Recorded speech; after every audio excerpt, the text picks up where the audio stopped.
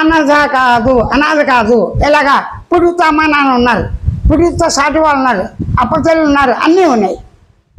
అయితే నీకు ప్రమాణం ఎవరు? శాస్త్రాల. శాస్త్రం అంటే ఏంటో తెలియని స్థితిలో శాస్త్రాలు చదివిన వాళ్ళు అమ్మ నాన్న కూడా ఉన్నారుగా. వాళ్ళు ఒకవేళ సామాన్యంగా రాకపోయినకి ఎవరో ఒకరు చెప్తున్న వాళ్ళు తెలుస్తుందిగా. గర్భిణీ స్త్రీ అని చెప్పి తనకు తెలియకపోయినా తల్లికి డాక్టర్ తెలుస్తుందిగా. అంటే వాళ్ళకి శాస్త్రజ్ఞానం ఉంటే చాలు, మనకి ఉండాలని ఏమీ లేదు. కొన్నిటికి ఇవి సహజంగా ఉంటాయి. ఆ విధంగా మన్నం చేసే తాను దేన్ని మన్నం చేస్తున్నాడు? కేవలం తన అనుభూతులనే. ఏ అనుభూతులు అంటే నిత్యకృత్యాలు చేసే అనుభూతులే. ఏమిటవి? నిత్యకృత్యము చేయవలసిన పనులు వేరు, నిద్రపోవటం పని నిత్యకృత్య పనుల్లోకి వస్తుందా? నేను ఆకలిగా ఉంది, కష్టపడతాను, ఆహారం తినాలి, వంట చేసుకోవాలి, అదొక పని. నిద్రపోవటం పనే, కానీ నిద్రకి వంట చేసినట్టుగా పాత్రలు కావాలా? మనుషులు ఎవరైనా సహకారం కావాలా? పుస్తకాలు చదవాలా? అక్కర్లేదే. అంటే నిద్ర పని అంటే నేను నిద్రపోయి లేచాను రా అంటారు, అది పని కింద వస్తుంది. నిద్రపోవటానికి నువ్వేం చేయాలి? ప్రయత్నం. ఎవరేం చేస్తారా? నిద్రకి కళ్ళకి ప్రయత్నం చేస్తారా? మెలుకు ప్రయత్నం చేస్తారా?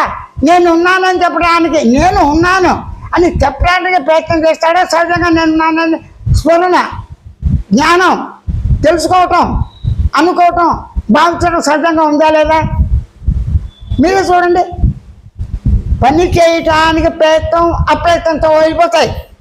బయటికి వెళ్తుంటాం, ఈరోజు సుడిగాలి వస్తుంది అప్రయత్నంగా వచ్చేప్పుడు కళ్ళు ఏంటి మూసుకొని చేతులతో వస్తుంటాం. ఇసుక కానీ ఏదైనా దుమ్ము పడకూడదు, ఇది అప్రయత్నంగా వస్తాయి, అప్రయత్నంగా వెళ్ళిపోతాయి. కానీ ముందే సూచనతో మేఘాలు వర్షిస్తారు, బాగా వర్షం వస్తుంది, జాగ్రత్త పడతా పర్వాలేదు 2 నిమిషాలు అంటే వెళ్తాడు. ఆ 2 నిమిషాలు బాగా విపరీతం చూసి తడిసే ముద్ద అవుతాడు, ఊహించాడు.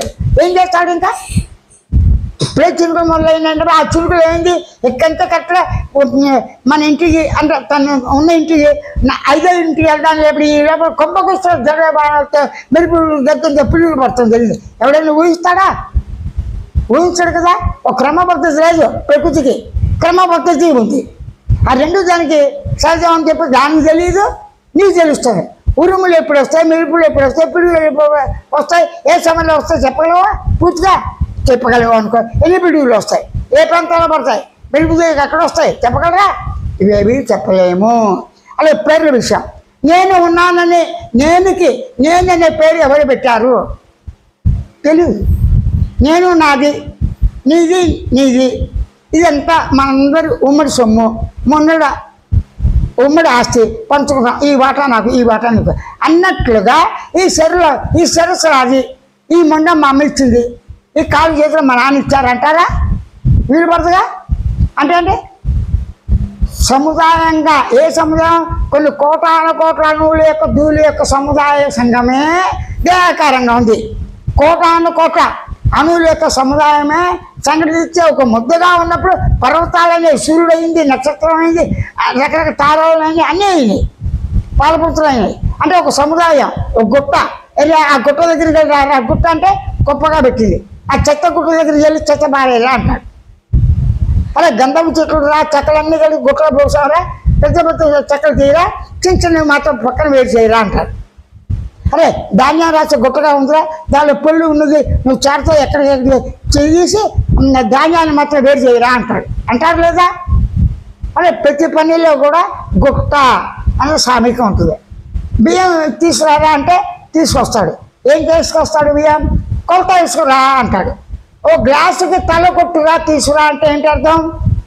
తల కొట్టు అంటే ఆ పైలో తాకుండా కొడతాం. అలాగే నీళ్ళు తల కొట్టి తీసుకురారా అంట. నీళ్ళని తలకొట్టి తీసుకొస్తాడా? పాలని తీసుకొస్తాడా? నూనెని తలకొట్టి తీసుకొస్తాడా? నిశ్చుకొచ్చాడు అనుభవం చెప్పండి. కుదరదు. తలకొట్టు అంటే గ్యాస్ ఎంత ఉంది తప్పది, అంత మేర ద్రవ పదార్థాలు ఉంటాయి, వాటిని తలకొడతా ఉండరు. అదే రాసిన బియ్యపు, ఆ బియ్యం కట్టగా తలకొట్టు బియ్యం, నూకలు, కందిపప్పు, అది అలా కదా తలకొట్టు కదా. తలకొట్టు అంటే పై భాగంతో తీసుకురా, ఆ కాస్త భాగం తగ్గట్టు నీళ్ళు ఇలా పోద్దాం అంట. అంటే ప్రతి పదంలో ఉన్న అర్థాన్ని, భావాన్ని వాడుక భాషలో తల్లి తండ్రి మనకి నేర్పింటే వాళ్ళు అంటుంటాం, ఎన్నికల్లో మనం నేర్చుకుంటాం. వాళ్ళు నేర్పటం ఉండదు, ప్రత్యేకించి వాళ్ళు చేయటం గమనిస్తాం. వాళ్ళు మాట్లాడతాను నోరుంది.